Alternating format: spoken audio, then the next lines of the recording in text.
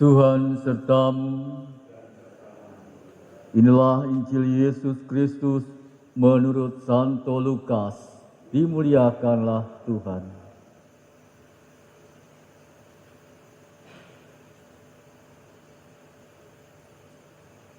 Pada waktu itu Yesus berkata kepada murid-muridnya,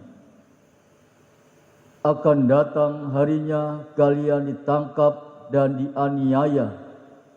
Karena namaku kalian akan diserahkan ke rumah-rumah ibadat, dimasukkan ke dalam penjara, dan dihadapkan kepada raja-raja dan para penguasa. Hal itu akan menjadi kesempatan bagimu untuk bersaksi. Sebab itu tetap teguhlah di dalam hatimu. Jangan kalian memikirkan lebih dahulu pembelaanmu. Aku sendirilah yang akan memberi kalian kata-kata hikmat, sehingga kalian tidak dapat ditentang atau dibantah lawan-lawanmu. Dan kalian akan diserahkan juga oleh orang tuamu, saudara-saudaramu, kaum keluargamu, dan sahabat-sahabatmu, dan beberapa orang di antaramu akan dibunuh. Karena namaku kalian akan dibenci semua orang. Tetapi tidak sehelai pun rambut kepalamu akan hilang. Kalau kalian tetap bertahan, kalian akan memperoleh hidupmu."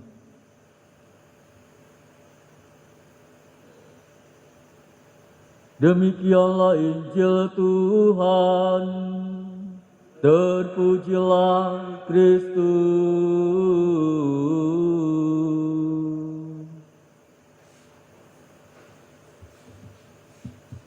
Para suster, Bapak, Ibu, saudara-saudariku yang terkasih dalam Tuhan kita Yesus Kristus, setiap orang tentu pernah mengalami masa-masa sulit, masa-masa mengalami kekrisisan, bahkan juga mengalami putus asa terhadap masalah-masalah, adanya pergumulan-pergumulan ataupun cobaan-cobaan yang dihadapi.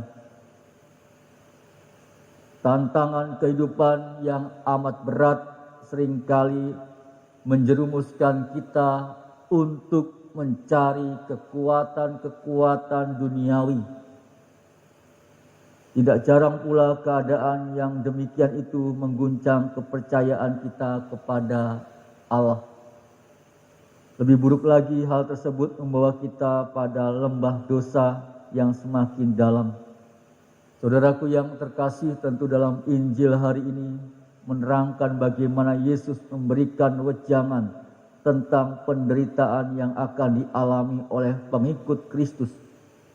Pengalaman kekerasan dan penganiayaan karena membela iman sudah dialami sejak gereja perdana. Para martir menjadi contoh konkret suatu kesaksian atas penderitaan.